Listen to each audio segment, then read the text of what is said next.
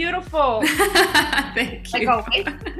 So you are the director, writer, and responsible to bring the craft legacy to a whole new generation.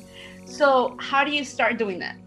How do you do that? I mean, that's a big project right there. It is, yeah. It's a huge undertaking and a great privilege and honor being a fan of the original myself. And the project was brought to me. I was asked if I wanted to pitch a take on a reimagining of the craft, and I immediately jumped at the opportunity because it was just so exciting. It was also very intimidating, but it was very exciting. And so I started to sort of dig into my inner teenage witch and think about the story that I could tell personally, but also that I felt that I wanted to put out into the world at this moment in time.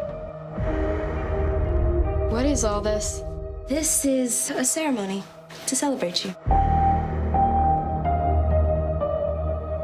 Why would you celebrate me? Because you're out fourth. Chemistry between the cast, the girls I especially loved.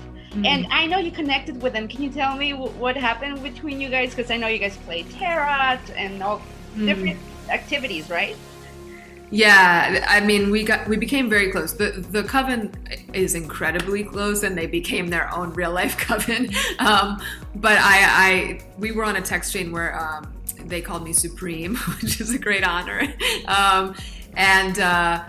Yeah, you know, they became family. They still are family to me. And I tend to, before going into filmmaking, you know, host dinners and have people to my home and just create connections before we get into the madness of production. And yeah, the coven came to my house one night and they brought me crystals and tarot cards and they read my tarot and I cooked food, and it was just that beautiful example of women in community and how powerful that intimacy can be. Kaylee, it's just amazing. We saw her work at that times at the Aeroya. She's just a chameleon. I was like, wait, is that Kaylee? She just switches her personality and the way she looks. So can you describe how you gathered or how you picked the whole cast? Because you have a very selective and very important cast in this movie as well. You know, it was a pretty traditional casting process. I had very specific characters that I had written, so that always is helpful in sort of narrowing the search of who we're looking for. And each of these actresses came in and just nailed it in a way that I was just like, yep, that's Lily, that's Tabby, that's Lourdes.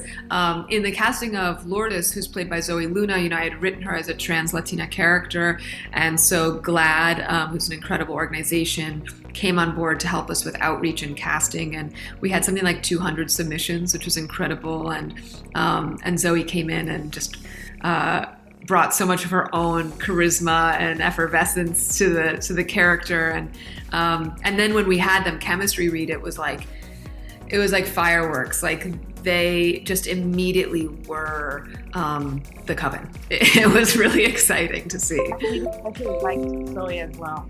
And you also worked with Andrew Fleming, right? The director and co-writer of the 1996 film. He does an executive producer in this movie, and you worked as well with Jason Blum. So how did this work out? Like, did they bring anything to the table that you were really, I don't know, maybe it was something different for you? You know, they were both just so supportive of my vision, which was I'm so grateful for. You know, Andrew Fleming really trusted me to take this on, and that was so meaningful to me and was nothing but encouraging throughout the process. And Jason was the same. You know, he really, I think the incredible thing about Blumhouse as a studio is that they really do protect their filmmakers and prioritize their filmmakers' vision. So that was just a real gift.